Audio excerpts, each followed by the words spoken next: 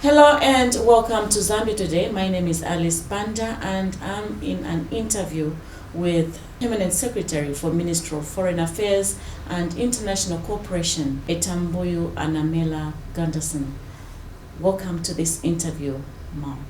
Thank you very much, Alice. I'm very happy to be here and thank you for coming to the Ministry of Foreign Affairs. This is your ministry. You're most welcome. Could you briefly explain to us what the diplomatic greeting entails and its historical background? The Presidential Annual Diplomatic Greeting is an important day in the diplomatic corps' calendar and for the country as well, because that is the day when the President outlines his vision and priorities for the coming year based on our foreign policy, which, as you know, you always hear our President talk about the pillars of our foreign policy, which are two. Number one is peace, security, and stability, and the other one is economic diplomacy. So basically what the President does is to break it down, how that will be contextualized in the different priority areas. When we talk about peace, security, and stability, we're talking about right now Zambia is interim incoming chair of SADC. So you see our engagement also on the at the SADC level, but also at the national level in terms of ensuring that we have peace, because that is what is going to bring about economic development.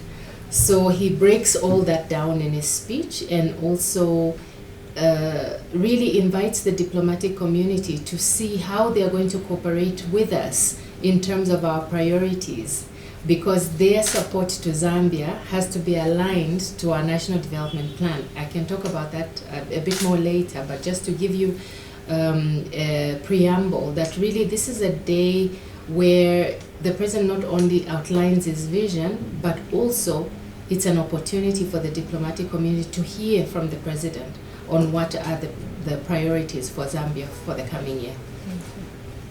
How many missions do we have in the country, and which countries among them may be the oldest? How many missions do we have in the country? I think in terms of numbers, I'll have to get back to you on that that's one. Fine. But in terms of the oldest, I don't know if a lot of people know this, but the diplomatic number plate is a sign to which country recognized Zambia first after independence.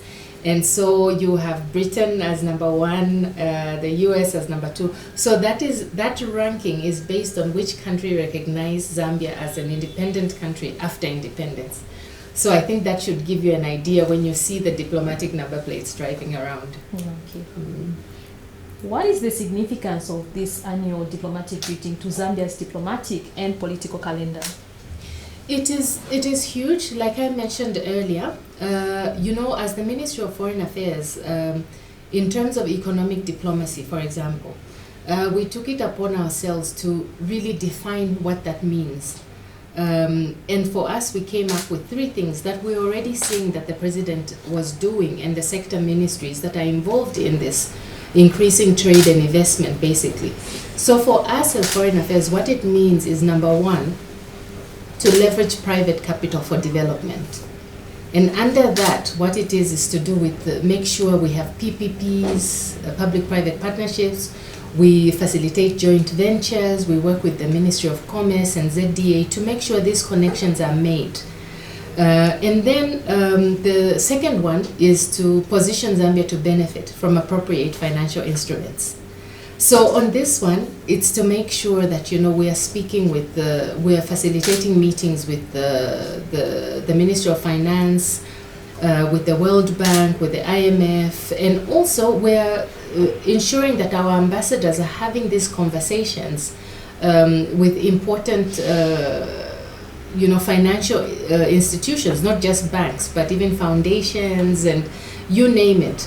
To help us in terms of our economic aspirations. Then, of course, the third one is to strengthen the bilateral relations we have with different countries.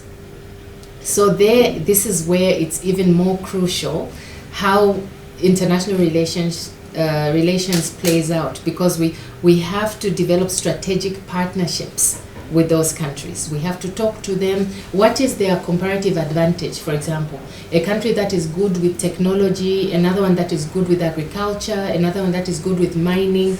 So all that to develop strategic partnerships with them. So this is where that day becomes, it's really one day, but at the same time it sets the tone for the year. So this is why it's important and impactful for us also as Foreign Affairs. Okay, I know you've touched on that, on how it aligns with the country's developmental agenda, but maybe just emphasis on the specific ways. Okay, for example, our National Development Plan, you know that there are priority sectors there. You know, the performing sectors. There's agriculture, there's mining, there's tourism. So this is important for us in terms of how do we now nurture those countries which have the comparative advantage in those areas to help us with development cooperation, with financing, with technology, even technical assistance to build the capacity of our institutions to respond appropriately to the needs of Zambia. So this is where also we come in when it comes to development cooperation. And also back to its significance in terms of strengthening bilateral relations. How, in what ways is it used? Yeah, you know, every relationship, you have to meet, you have to talk. There's also mutual, what is called mutual accountability. This is a principle of aid effectiveness, and what it means is you need to check in with each other. For example, if a country said we're going to support you in the health sector, in January they said they would give us 200 million. In December we're checking, how much have you given us? And if it's short, why? If it's a question of, oh, you don't have an institution that can absorb this financing, then we say, okay, let's have a different conversation. Why don't you give us technical assistance to build an institution that can absorb this money? Or let's take our people for training to build their capacity. So this is where the relationship is important. You have to check in with each other. And so that day is a symbolic day of checking in with each other. It's about mutual accountability. Is there any other activity that is likely to happen before the actual event? Or Leading up to the actual day? Yes. Just to make sure that everyone is sensitized about this meeting. Actually, I must thank Zanis because this is the first time that the Ministry of Foreign Affairs, we've been given an opportunity to speak about the presidential annual greeting before it happens, to sensitize both the public and to sensitize also all those who are interested in knowing what Foreign Affairs does. It's just one day, but before that, you hear the president is our chief marketing officer. He's always meeting the diplomats. He's always meeting people to try to increase trade and investment, to bring people to Zambia. So those are the things that are happening, and this day leads up to that. So this day is really a celebration also of Zambia's place in the diplomatic, as a family of the global community. As you know, we really believe in multilateralism. We believe in a world order, a rule based by the rule of law, the rule of international law. So this is important for us in terms of affirming that Zambia is part of the global community. We believe in the UN Charter. We believe in all those instruments that we have signed up to at the AU, at the regional level. I've talked about the global level already. But this is a day when we celebrate that day together with our family of nations. Let's talk about the missions abroad. Zambia has 42 missions abroad. So we have high commissioners and summer ambassadors. The high commissioners, as you know, they're called high commissioners because of the legacy of having been a British colony. So basically all those who have that British connection are called high commissioners and ambassadors. So we have 42 of them, and they play a very, very pivotal role in furthering Zambia's interests and Zambia's priority areas in terms of foreign policy, which I did mention are two: peace, security and stability, and economic diplomacy. So, we exist in a family of nations. We don't exist in isolation. So this is where our ambassadors play a very critical role in terms of building partnerships, establishing, maintaining strategic partnerships. As you know, there are things that you cannot solve alone.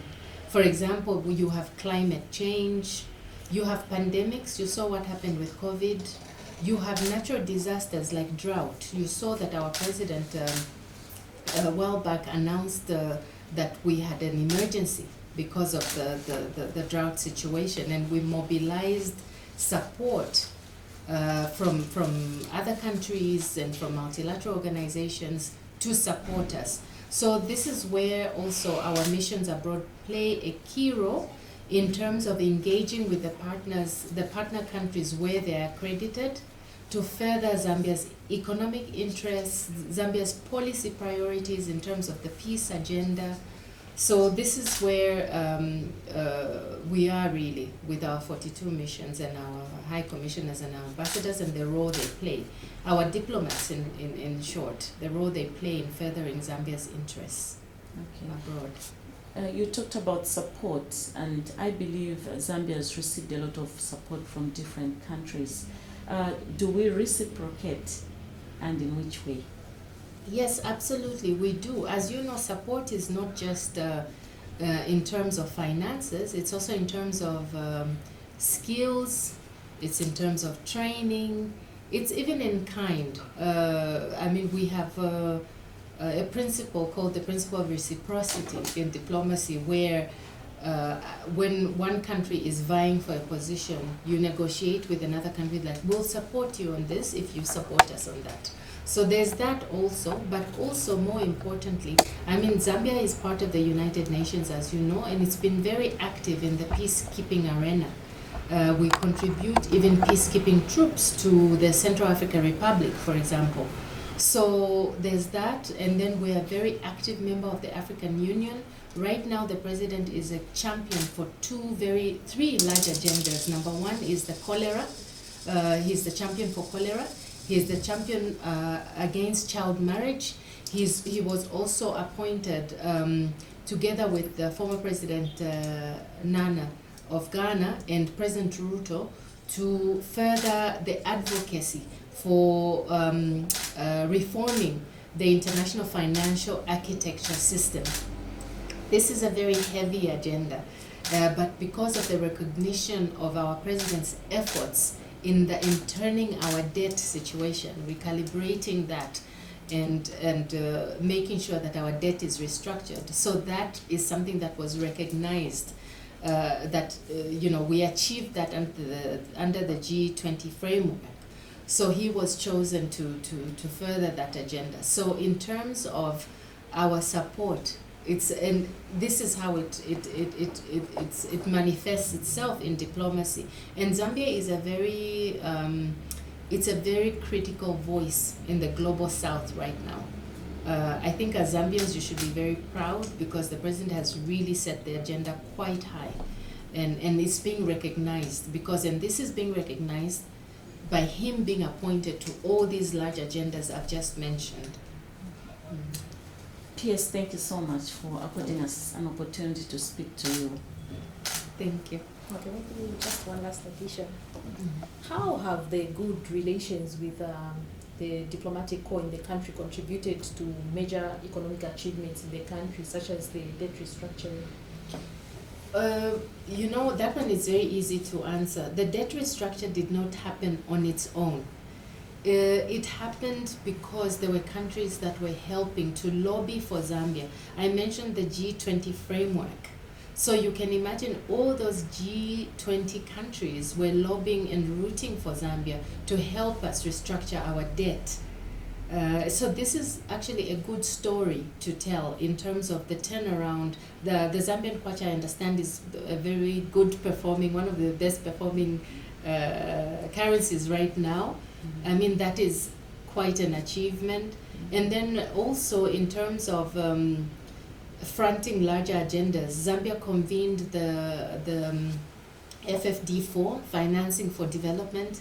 That was quite huge on the international scene. We were the co-conveners also of the Global Digital Compact. So these are huge agendas, strategic agendas that Zambia is a part of at a global level and even at a regional level. So I think you can see for yourself where the foreign policy, it's not just words, but the actions behind it. Thank you so much. On that note, we end this interview. On behalf of the entire Zanis production team, my name is Alice Panda saying goodbye and God bless you.